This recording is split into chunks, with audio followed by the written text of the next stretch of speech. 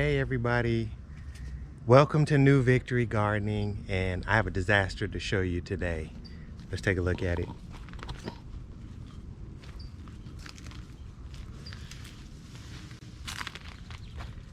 So my nectarine tree has split two different ways. This tree has always been like this. It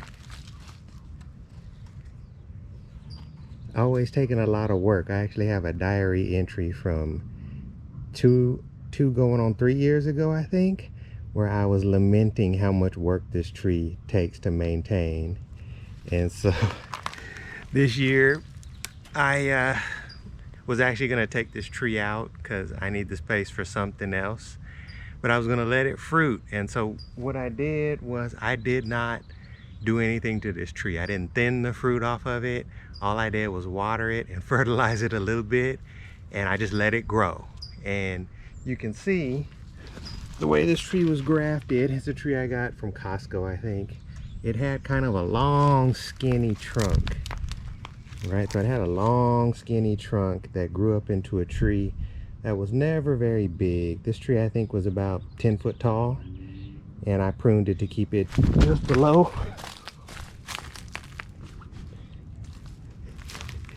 And I pruned it to keep it just below 10 feet.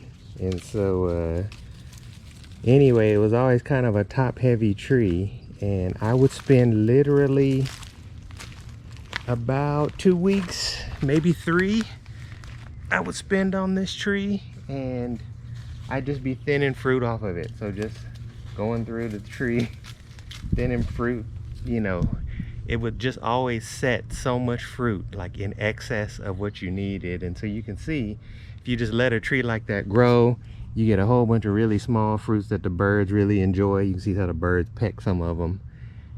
So a whole bunch of small fruit. This tree actually makes good tasting nectarines, and so that was always a plus. The work meant that I got good tasting nectarines, and I usually got them in May, so it was pretty early. It was one of my earliest fruit trees. And so now, what do I do?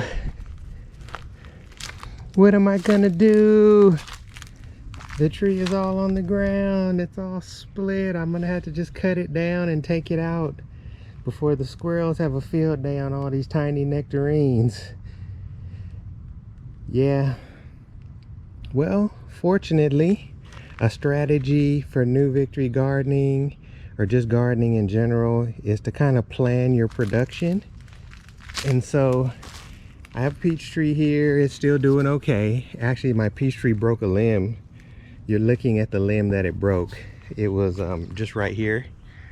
And so this limb kind of going out to here broke from just having heavy fruit on it, but I kind of pruned it in a way that it's repaired itself, and so it's grown a new main shoot, and it's all good, right?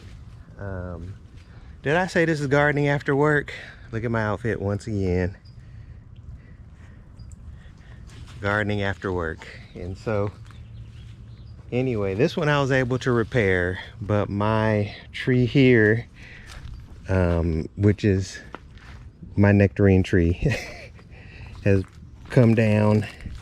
My wife's gonna be very upset.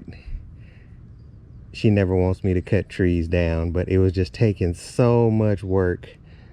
And so anyway, what do? You know, it happens. Gardening is not a perfect activity. You lose crops, trees break, limbs and branches break. What do you do? And so that's a part of it. It's okay, and I'll tell you what my backup plan is. Hi, so here's my backup. It produces in May as well, and it'll produce most of the summer, just so long as you water it and fertilize it. And so as you can see, it's doing well, and it was kind of an idea that I would try to get as much into the spring as I could reasonably. And so these are strawberries. They're you know, very good this time of year, and if you take care of them, they produce most of the summer in my area. And so yeah, I kind of had this idea of trying to overlap a bit in case if something happened, I would have a backup. And it's perfectly okay to remove a plant that's not doing well and to have backup crops as a part of your garden plan. And so here my strawberries are. I actually, let's see. I'm gonna have to spend some more time on these now because I've been devoting more time to other things, but this could become my new spring crop while I'm conceiving of what to do to replace the one I lost, or even if I want to replace it. I just like to have fruit, you know, and this is one of the easiest fruits to grow. You know, you can fertilize it with Miracle Grow and things you get at Home Depot. Here's some, I just got a crop, but I'm trying to find you all the strawberry. That's a nice strawberry right there. She'll be ripe in just a bit. Look around, all the strawberries seem to be going down. I'm joking, I don't know what they're doing. Anyway, there's a couple more on my beautiful Monterey. Got a couple alpine strawberries here, all in a fruiting cycle. And so hopefully within the next few days, I'll start to see and pick some more. I've been picking, so I got a good crop off of it already. Here goes a ripe one. There's a ripe one right there. And so anyway, it's this concept of resiliency and independence, right? New Victory Gardening. And if something bad happens, it's okay, you can recover, because you just can conceive of a couple of backups to have, or planting crops with overlapping harvests, and just working with what works with you. So some things may work better in your space and some things may not work as good, and you can be flexible and rotate through. And so that's how you turn a disaster or an apparent disaster like the tree that I lost into something that's okay. And we keep right on moving forward and keep on using the garden for the good of what you can get out of it. And so anyway, I just wanted to show that and talk about it.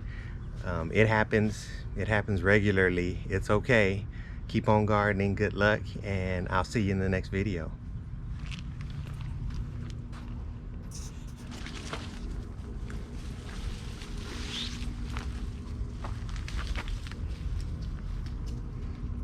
Tiger, what are we gonna do? It's okay, don't eat all the fruit at once, it'll make you sick.